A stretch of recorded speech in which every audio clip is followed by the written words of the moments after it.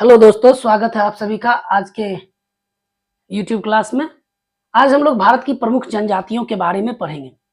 इससे पिछले वीडियो में हम लोग पॉलिटी को आगे क्रम से बढ़ाते जा रहे थे, उसको हम लोग और आगे कंटिन्यू करते रहेंगे। तब तक आप ये एक महत्वपूर्ण टॉपिक है भारत की प्रमुख जनजातियां, इसके बारे में पढ़ें। हर एक एग्जाम में इससे 1 या 2 नंबर के प्रश्न जरूर आते हैं। तो जनजातियां कौन सी जाते हैं?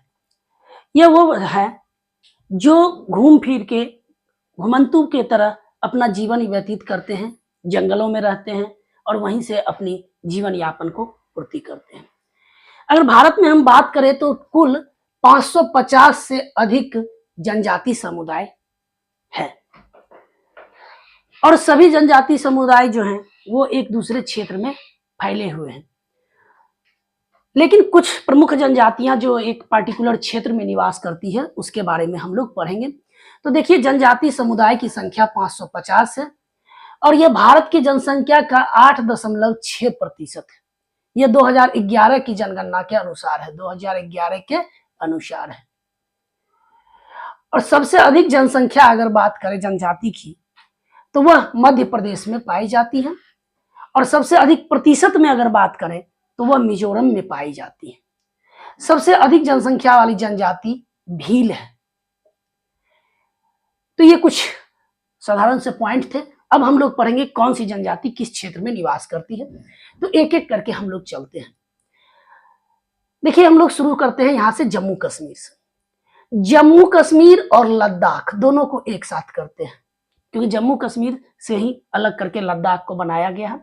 तो जम्मू कश्मीर और लद्दाख में के क्षेत्र में बक्करवाल, चांगपा और सिप्पी ये महत्वपूर्ण जनजाति हैं जो कि पाई जाती है। इसके अलावा यहाँ पे गुज्जर भी पाए जाते हैं। बक्करवाल, चांगपा, सिप्पी, गुज्जर, आप डाफर भी कह सकते हैं। डाफर जनजाति भी जम्मू कश्मीर में ही पाई जाती है, जम्मू कश्मीर और लद्दाख के क्षेत्र। उसके नीचे आते हैं हम लोग तो ये हिमाचल प्रदेश है। हिमाचल प्रदेश में गद्दी, किन्नौर, जद्दा, गुज्जर, पंगवाली ये सभी जनजातियां हिमाचल प्रदेश के क्षेत्र में पाई जाती है। हिमाचल प्रदेश के पहाड़ी क्षेत्रों में ये पाई जाती है। गद्दी, किन्नौर, जद्दा, गुज्जर, पंगवाली। उसके बाद अगर हम बात करें उत्तर प्रदेश और उत्तराखंड दोनों को मिला के, उत्तर प्रदेश एंड उत्तराखंड, तो यहाँ पे जौनसारी, बुक्शा, भोटिया और थारू जनजातियां पाई जाती हैं। जौनसारी, बुक्शा, भोटिया, थारू। थारू जनजाति का अलग से प्रश्न आती है कि थारू जनजाति के लोग जो हैं वो दीपावली को शोक के त्योहार के रूप में मनाते हैं। उसके बाद हम लोग आते हैं बिहार और झारखंड की तरफ। बिहार और झारखंड एक साथ, जिसमें संथाल, मुंडा, हो, बिरहोर, उरांव, कोरवा, खड़िया, मालपहरिया ये सब जनजातियां पाई जाती हैं। इसमें से मुंडा जो है सिर्फ और सिर्फ झारखंड में पाई जाती है, वह बिहार में नहीं पाई जाती है। बाकी संथाल बिहार में भी पाई जाती है। संथाल, मुंडा, हो, बिरहोर, उरांव, कोरवा, खड़िया, मालपहरिया। बिहार झारखंड के बाद अगर हम बात करें पश्चिम बंगाल की, ये बहुत ही इंपॉर्टेंट है। पश्चिम बंगाल की अगर बात करें तो यह लोधा, भूमिज, असुर, महाली ये सभी जनजातियां पश्चिम बंगाल के क्षेत्र में पाई जाती है। अगर उड़ीसा की बात करें, उड़ीसा की, तो डोंगरिया जनजाति सिर्फ और सिर्फ उड़ीसा में ही पाई जाती है। छत्तीसगढ़ को देखें तो मुड़िया, कवरढ़ा, बैगा ये सभी जनजातियां छत्तीसगढ़ में पाई जाती हैं। तेलंगाना और आंध्र प्रदेश को एक साथ देखेंगे। तेलंगाना और आंध्र प्रदेश, चूंकि तेलंगाना आंध्र प्रदेश से ही अलग होकर बनी है, तो कुछ जनजातियां तेलंगाना में भी निवास करती है और कुछ आंध्र प्रदेश में भी। तो तेलंगाना और आंध्र प्रदेश की अगर बात करें तो इसमें आते हैं चेचू, लंबाडा। चेचू, लंबाडा, चेचू से बहुत सारे प्रश्न पूछे जाते हैं।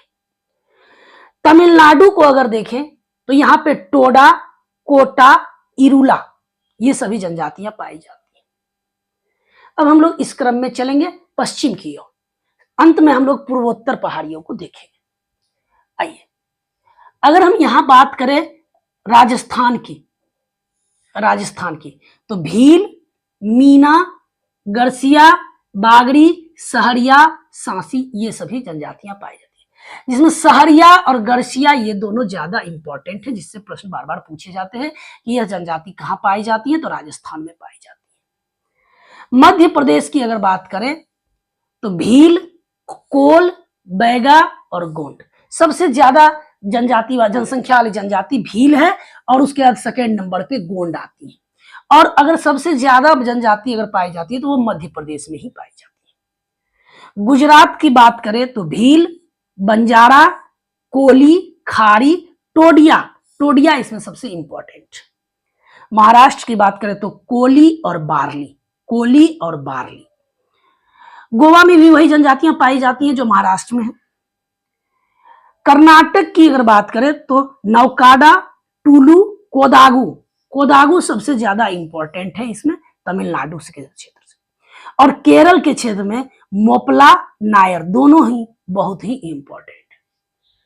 इन सब में हम देखते हैं कि सबसे ज्यादा प्रश्न पूर्वोत्तर क्षेत्र से आती है। तो पूर्वोत्तर क्षेत्र में कौन सी जनजाति पाई जाती है इसको देखेंगे। तो अगर हम अरुणाचल प्रदेश की बात करें, अरुणाचल प्रदेश में डाफला और मिसमी यह जनजातियां पाई जाती हैं, डाफला और मिसमी।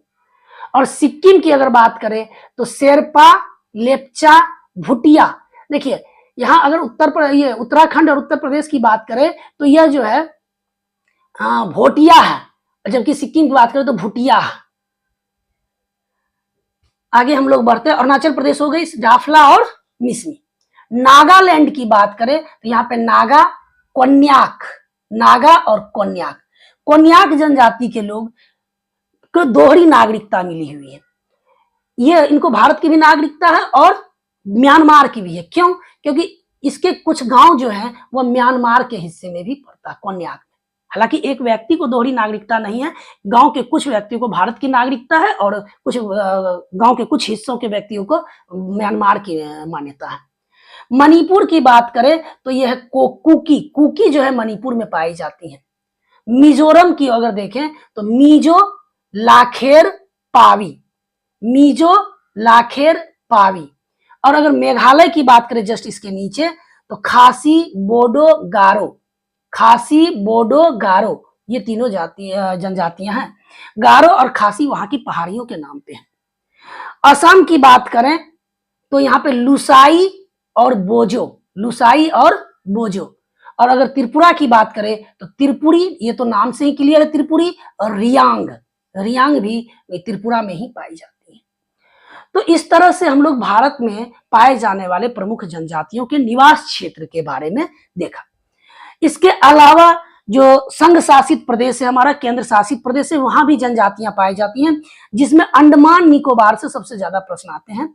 सेंटलीज, ओजो, जारवा ये अंडमान निकोबार द्वीप समूह में पाए जाते हैं। लक्षद्वीप की अगर बात करें तो मालमी जनजाति पाई जाती है। दादरा एवं नगर हवेली में बरली, कोली, कथोडिया यह जनजातियां पाई जाती हैं। तो इस तरह से हमने भारत में पाए जाने वाली प्रमुख जनजातियां जो पाई जाती है उसके बारे में यहाँ पे देखा।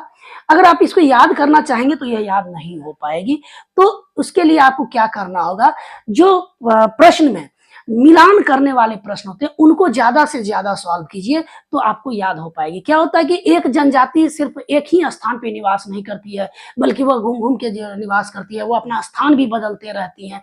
तो इस तरह से अगर देखेंगे तो एक ही जनजाति कई राज्यों में रहती है। तो इसलिए आपको ज्यादा बेहतर होगा कि अगर आप वो सही मिलान करने वाले प्रश्न को बनाएंगे तो आपको आसानी से ये चीजें याद हो जाएगी। और इसी के साथ ही आज का हम लोग वीडियो खत्म करते हैं। ठीक है, आप लोग इसको देखिए, एक बार समझने की कोशिश कीजिए। सभी प्रमुख जनजातियों के बारे में यहाँ लिखा गया है और यह मैप के थ्रू लिखा गया ताकि आपको समझने में आसानी हो सके। ओके, अगले वीडियो में हम लोग कुछ और देखेंगे। ठीक है, थैंक यू। तब तक के लिए अगर आपको वीडियो अच्छा लगा हो तो लाइक कीजिए, सब्सक्राइब कीजिए, दोस्तों को शेयर कीजिए ताकि हम आपको और भी वीडियो प्रोवाइड कर सकें। धन्यवाद।